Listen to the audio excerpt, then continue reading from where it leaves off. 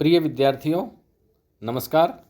मैं doctor B.R. Shastri, सह आचार्य संस्कृत, बाबू शोभाराम राजकीय कला महाविद्यालय अलवर, आज आपको M.A. उत्तरार्ध साहित्य ग्रुप के प्रथम प्रश्न पत्र में स्थित ध्वन्यालोक प्रथम उद्योत के अंतर्गत आज आपको वाच्य अर्थ किस तरह प्रतीयमान अर्थ वाच्यार्थ में छुपा होता है, व्यंग्यार्थ कैसे वाच्यार्थ से प्रकट होता है, उसके उदाहरण कराऊंगा। इससे पहले हमने आप पढ़ाया था कि जो ध्वन्यार्थ है वह जो अर्थ सहृदयों के द्वारा प्रशंसित है और जो काव्य की आत्मा के रूप में प्रतिष्ठित है, उसके वाच्य और प्रतिमान ये दो भेद हैं। वाच्य और प्रतिमान दो भेद उसके कहे गए हैं। काव्य का जो ललित गुण और अलंकारों से सुंदर तथा उचित रसादि के योग्य रचनाकार रमणीय शरीर के आत्मा के समान सार रूप में स्थित एवं सहृदय द्वारा प्रशंसित अर्थ है, उसके वाच्य और प्रतिमान ये दो भेद कहे गए। अब वाच्यार्थ, क्योंकि वाच्यार्थ दो अर्थ कहे गए, लेकिन ध्वन्यार्थ की बात जहाँ तक है तो वह मुख्य जो काव्य की आत्मा है वो ध्वन्यार्थ है। प्रतिमान अर्थ जो वाच्यार्थ है वो ध्वन्यार्थ की सिद्धि के लिए आता है।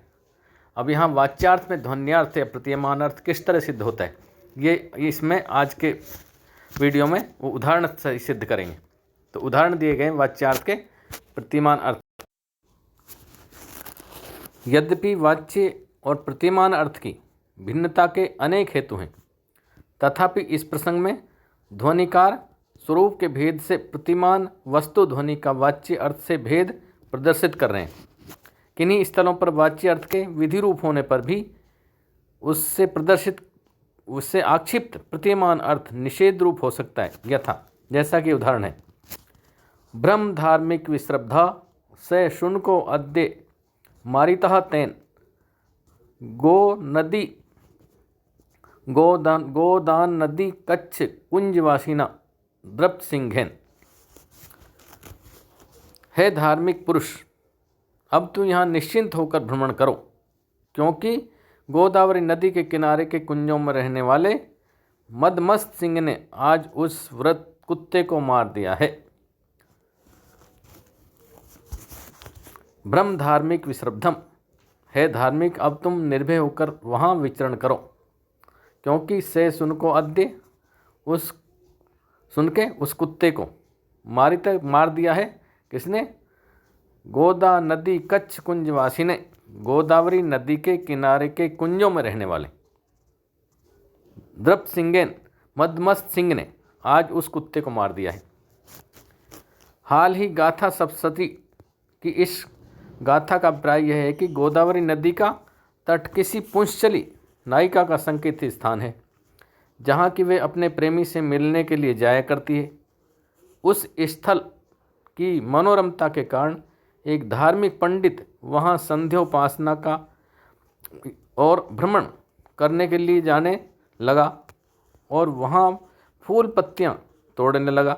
इससे उस पुंसचली नायिका के प्रेम मिलन में विघ्न उत्पन्न होने लगा और वे चाहने लगी कि यह धार्मिक यहाँ न आया करे। उस स्थान पर एक कुत्ता आया करता था, जिससे कि वह धार्मिक व्यक्ति दुखी था। धार्मिक को गोदावरी के तट पर आने से रोकने के लिए उस पुंसचली ने उनसे इस प्रकार कहा। अब उस कुत्ते को गोदावरी नदी के किनारे के कुंज में रहने वाले मदमस्त सिंह ने मार दिया है, अतः आप यहाँ निश्चिंत होकर भ्रमण करें। वह पुंसचली ये जानती है कि धार्मिक व्यक्ति जो कि एक कुत्ते से भी डरता है, सिंह का नाम सुनकर अवश्य डर जाएगा तथा भविष्य में उस सिंह के भय से गोदावरी के तट पर नहीं आएगा। इससे उसके प्रेम मिलन में किसी प्रकार का विघ्न उपस्थित नहीं होगा। सिंह की भयंकरता के अतिशय को प्रदर्शित करने के लिए वह कच्छ कुंजवासिना तथा द्रप्त पदों का प्रयोग करती है, अर्थात सिंह उसी कुंज में रहता है।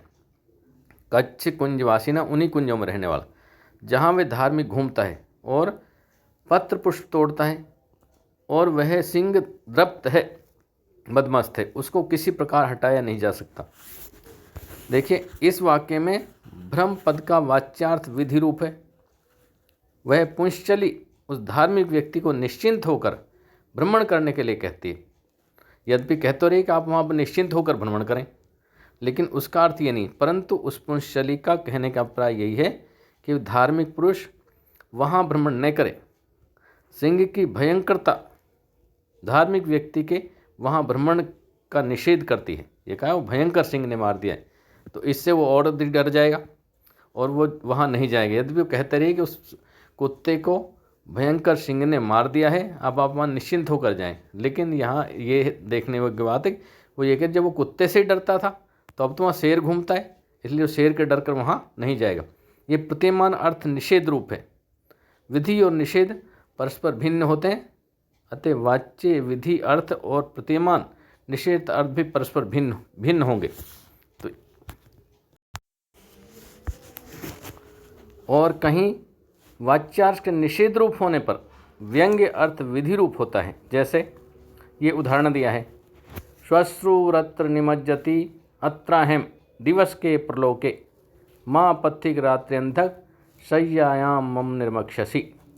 ये श्लोक जिसका अर्थ यह है पथिक मेरी सास यहाँ सोती है, श्वश्रु अत्र निमज्जति मेरी सास यहाँ सोती है, और अत्राहम यहाँ मैं सोती हूँ।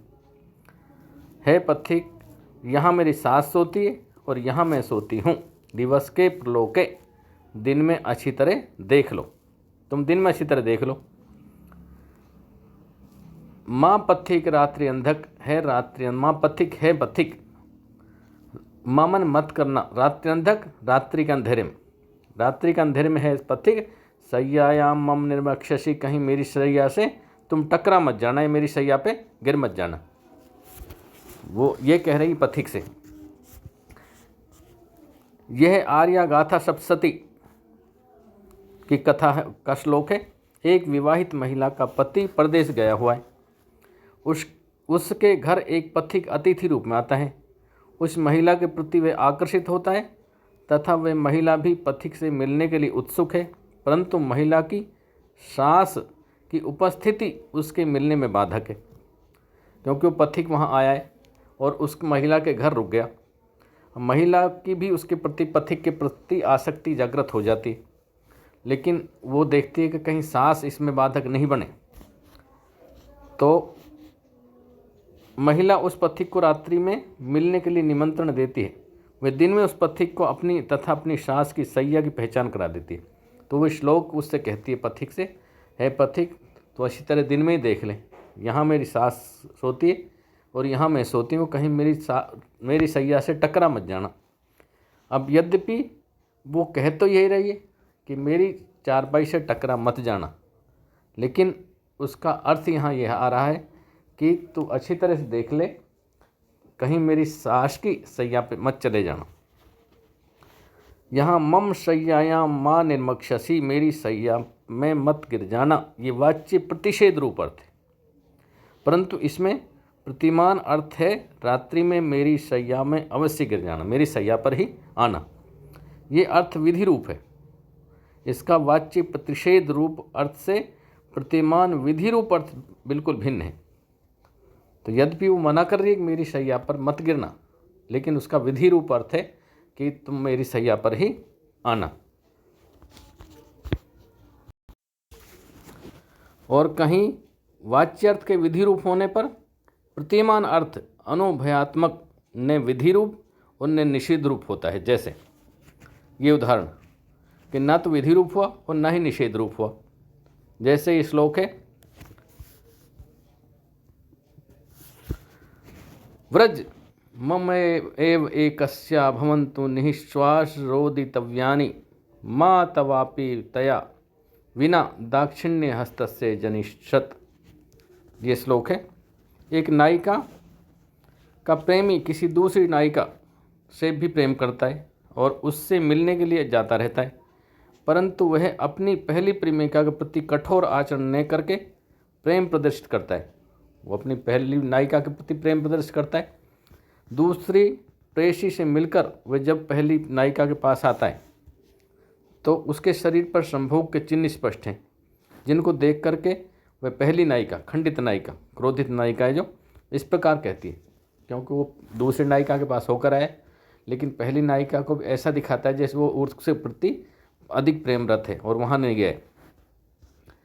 कहती अब तुम वहीं जाओ, वज्र मम एकस्य, वज्रमन जाओ, मेरे भाग्य में तो जो निश्वासों को लेना और रोना तो लिखा ही है, उसको मैं भोगूंगी। व्रज मम एव एकस्या भवन्तु निश्वास रोदितम, तो ये मुझे ही रोना तो लिखा ही, निश्वासों को लेना और रोना लिखा है, उसको मैं भोगूंगी ही। कहीं ऐसा न हो कि तुम मेरे प्रति अनुकूलता दिखाते रहो और इस अपनी प्रेयसी के विरह में निश्वासों और रोने का कष्ट भोगो। माँ तवापि तया विना दाक्षिण्य हस्तस्य जनिषत, कहीं तुम दाक्षिण्यता के कारण, उदारता के कारण, मेरे प्रति प्रेम प्रदर्शित करने के कारण कहीं तुम भी इस तरह नहीं भोगो श्वासों को, रोने को। कहीं तुम भी उस दूसरी प्रिया के द्वारा, दूसरी प्रियतमा के बिना तुम भी कभी लंबे सांस लो या तुम भी कभी विरह में नहीं डूब जाओ। इसलिए तुम जाओ, वहीं जाओ और मुझे मेरी हालत पर छोड़ दो। यहाँ व्रज का वाच्यर्थ विधि रूप है, परंतु प्रतीयमानार्थ नायिका का प्रगाढ़ मन्यु प्रतीत होता है। यद्यपि वही कहती का तुम वहीं जाओ जहाँ से आए हो, उसी नायिका के पास चले जाओ, मैं तो लंबे सांस लूँगी या विरह में मैं डूबूंगी, विरह को मैं सहन कर लूँगी, मेरी चिंता मत करो, तुम जाओ, कहीं तुम्हें भी कष्ट नहीं हो। यद्यपि कहने को तो यही करी तुम वहाँ जाओ, तो यहाँ जो ने तो जाने के भाव रूप निषेध की को और ना ही जानने रूप विधि रूप को प्रदर्शित करता है। अब इसमें ना तो जाने को कह रही है और ना ही वो यहाँ रुकने को कह रही है, तो यहाँ ना तो विधि रूप है ना निषेध रूप है, अतः ये अनुभय रूप है, दोनों में कोई